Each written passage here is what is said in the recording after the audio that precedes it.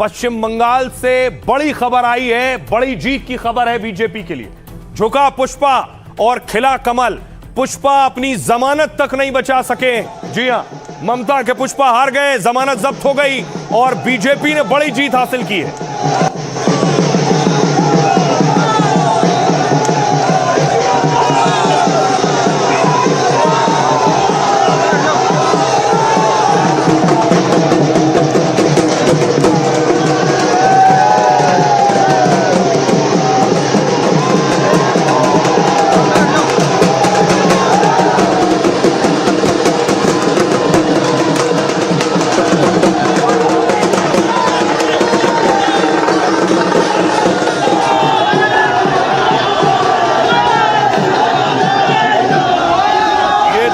देख रहे हैं बीजेपी की फाल्ता सीट से बड़ी जीत हुई है।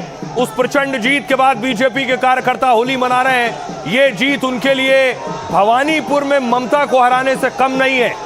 फाल्ता में लोग खुश हैं, लोग पुष्पा पर सवाल उठा रहे हैं, पूछ रहे हैं पुष्पा से सवाल। पुष्पा है वो पुष्पा है, पुष्पा जो पुष्पा है वो फूस हो गया और आम आदमी का जय हो गया। पूरा गुंडा राज चल रहा था, पूरा पुष्पा राज चल रहा था। 2026 में वो पुष्पा राज खत्म हो गया, पुष्पा राज भूस हो गया और अभिषेक बनर्जी का जो टाउन था वो न्यू टाउन हो गया। ठीक है, वो पूरा चला गया। फलता का जनता मुक्त हो गया है। फलता का जनता डिसाइड कर लिया है कि आने वाला दिनों में भारतीय जनता पार्टी बंगाल को पहुंच सकता है। ये नतीजा भारतीय जनता पार्टी का है, उससे ज्यादा है फलता का जनता का है। पुष्पा है, पुष्पा जो पुष्पा है वो फूस हो गया। अब देखिए जरा फाल्ता में लोगों की खुशी कैसी है। ये फाल्ता टीएमसी का गढ़ था। देख रहे हैं लोग एक दूसरे का मुंह मीठा करा रहे हैं, लोग एक दूसरे को मिठाई खिला रहे हैं।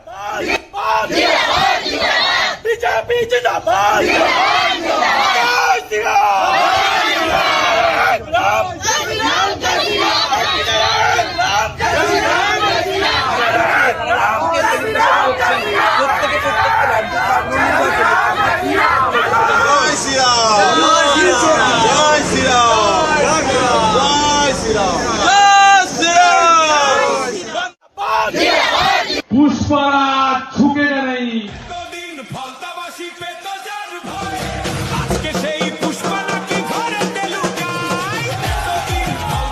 जो खुद को पुष्पा कहता था, दावा करता था झुकूंगा नहीं, आज वो जहांगीर खान झुका भी और हारा भी। ममता के भतीजे अभिषेक बनर्जी का राइट हैंड कहाँ है किसी को नहीं पता, न फाल्ता में न चुनाव नतीजों में। इसलिए तो गाना बज रहा है घर में दुबका पुष्पा।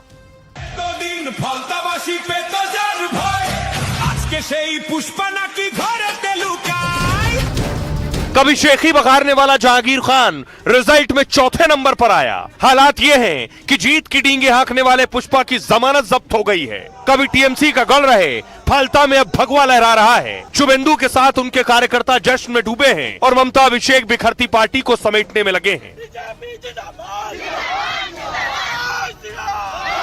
तो देखिए जरा पुष्पा के लिए कितनी बड़ी जीत है। अब मैं आपको दिखाऊं, रिजल्ट आ गया फाल्ता का की चर्चा पूरे देश में हो रही थी।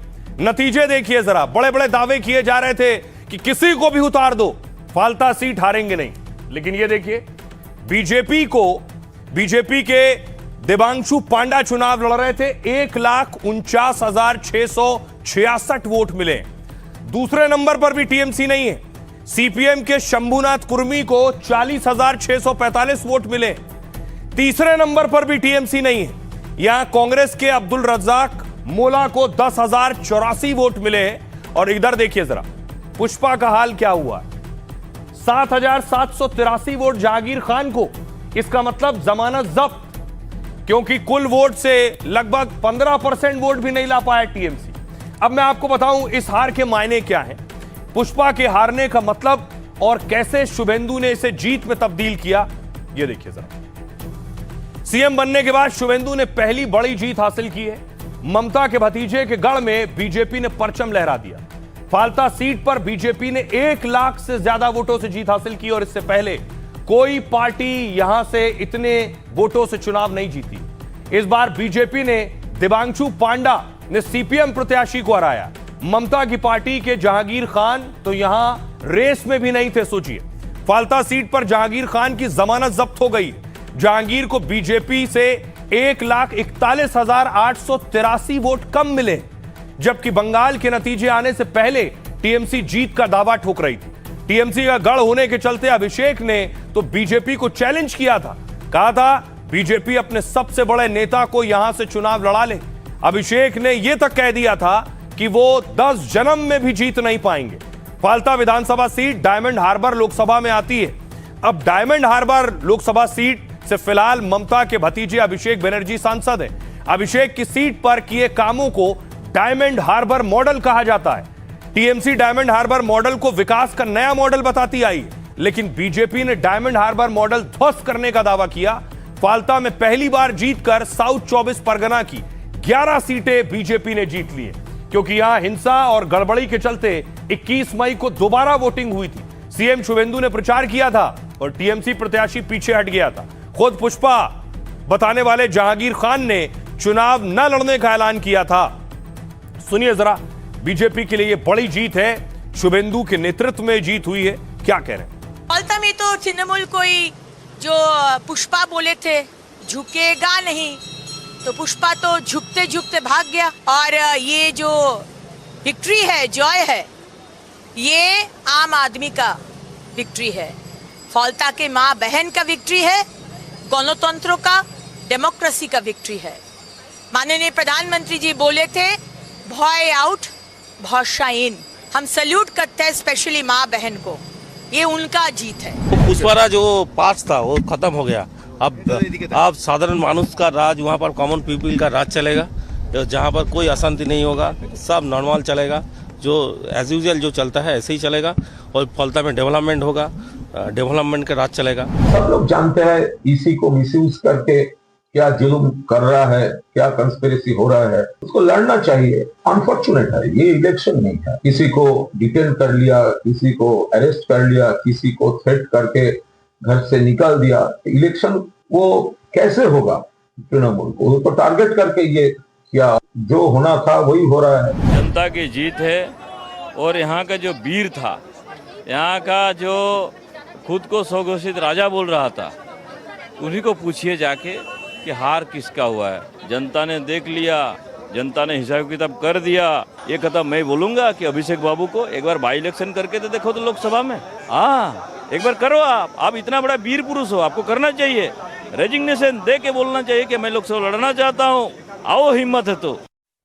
अब देखिए जरा, अब आपको बताऊं कि फाल्ता का रिपोर्ट कार्ड क्या कहता है। फाल्ता से कौन अब तक जीत रहा था और बीजेपी के लिए जीत क्यों सबसे बड़ी है।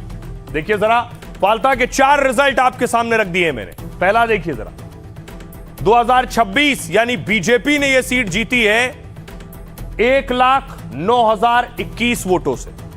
2021 देखिए, टीएमसी ने जीती थी 40,774 वोटों से यह सीट। इससे पहले देखिए 2016 में टीएमसी ने जीती थी यह सीट 23,580 वोटों से, और उससे पहले देखिए जरा, टीएमसी ने जीती थी 27,671 वोट से यह सीट। यानी 11, 16, 21 में टीएमसी जीती और 26 में बीजेपी जीती 1,09,021 वोटों से। और यकीन मानिए, आज से पहले अब तक कोई भी पार्टी इतने वोटों से यह सीट नहीं जीती। सुनिए जरा फाल्ता के लोगों को। I got freedom after 15 years oppressive rule. Pushpa तो इलेक्शन का एक दिन पहले ही भाग गया, क्योंकि पुष्पा को पता था मैं झुक गया हूं और उठ नहीं सकता हूं, क्योंकि पुष्पा राज फिल्म में हो सकता है, मगर फलताबासी ने पहले ही तय कर लिया था जो फलता में पुष्पा राज नहीं चलेगा। हम लोग डर से निकल गया है। अब फलताबाजी अब देवांशु पांडा जी का साथ है पूरा टाइम। जय श्री राम है, खत्म हो गया है ना। भाई आउट, भाई मुक्त है, भाई आउट भरसा इन है, जोड़कामोला भी नहीं है, आउट भरसा इन। फलता इलाका वासियों को मैं प्रधानमंत्री मोदी जी की तरफ से धन्यवाद देता हूँ। अब देखिए जरा, जैसे ही नतीजे आए, ममता बनर्जी सामने आई। फाल्ता में हार के बाद ममता बनर्जी ने प्रेस कॉन्फ्रेंस की, शुभेंदु पर हमला किया, चुनाव नतीजों पर सवाल उठाए। গাড়ি চড়ে সুখনিদ্রা দিচ্ছে, লজ্জা করে না? সবটাই তো নকল, সবটাই তো টুকলি। এইভাবে কোনো রাজ্য চলতে পারে না। কাজে এই লড়াইয়ে অনেকেই ভয় পাচ্ছেন, অনেকে ভাবছে আমার চাকরিটা কি হবে, আমার ব্যবসাটা কি হবে, আমার কাজটা ঠিকমতো চলবে কিনা, আমার সেন্সর বোর্ড। अब देखिए जरा, ममता बनर्जी से लेकर अभिषेक बनर्जी तक इन नतीजों पर सवाल उठा रहे हैं। क्या कह रहे हैं?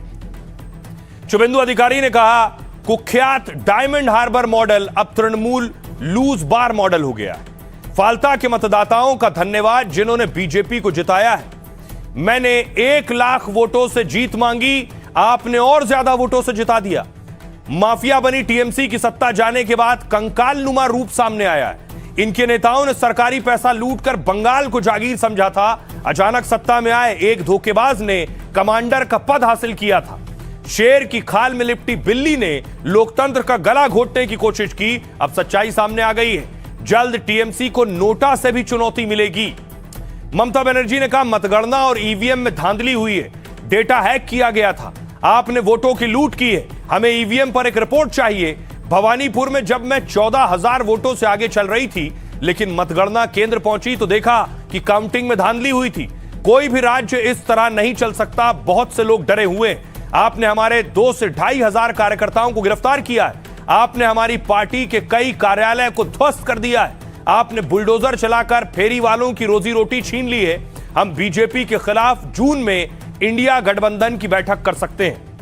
ममता के भतीजे अभिषेक बनर्जी ने कहा आज फाल्ता सीट पर हुई मतगणना में धांधली सामने आई है, क्योंकि आज दोपहर 3:30 बजे तक सभी 21 राउंड पूरे हो गए, जब 4 मई को इसी समय तक केवल 2 से 4 राउंड ही हुए थे। चुनाव आयोग ने सीईओ को हेरफेर और नाम काटने में इस्तेमाल किया है, उन्हें मुख्य सचिव बना दिया, जबकि फाल्ता में आचार संहिता लागू थी। आचार संहिता के बावजूद दिन दहाड़े पार्टी कार्यालयों में तोड़फोड़ की गई।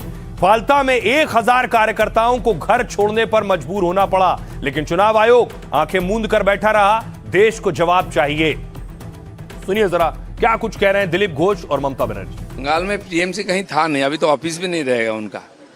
उनके नेता अभी काउंसिलर, पंचायत, एमएलए, एमपी, प्रधान ऑफिस नहीं आ रहे हैं। क्यों भाई?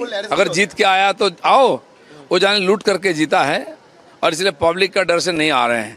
तो इसलिए पार्टी कहीं है नहीं, चुनाव जबरदस्ती कराते थे 1 करोड़ फर्जी वोटर से। हम लोग इंडियन अलायंस एक साथ में हम फर्स्ट वीक ऑफ जून में बैठने का कोशिश करेंगे, सबको साथ बातचीत करके, और जो अदर जो लाइक माइंडेड पार्टी है, और हम लोग प्रोग्राम भी करेंगे। अगर जरूरत पड़े तो आपको मुखोश छीनने के लिए wherever we have to go, we are ready to go। वो लग रहा है कि स्ट्रांग रूम में क्या था, एक्चुअली में अपने आप ने सारा रूम उठाकर कहीं और रख दिया था, वो घुसपैठियों के हाथ में रख दिया था और जनता को यह समझ में आ गया। इसलिए आज तृणमूल कांग्रेस अपनी नीतियों के कारण, भारतीय जनता पार्टी के कार्यकर्ताओं की मेहनत के कारण, प्रधानमंत्री जी की लोकप्रियता के कारण और इस कारण से बंगाल की जनता में आए नए जागरण के कारण यह अभूतपूर्व परिवर्तन हुआ है।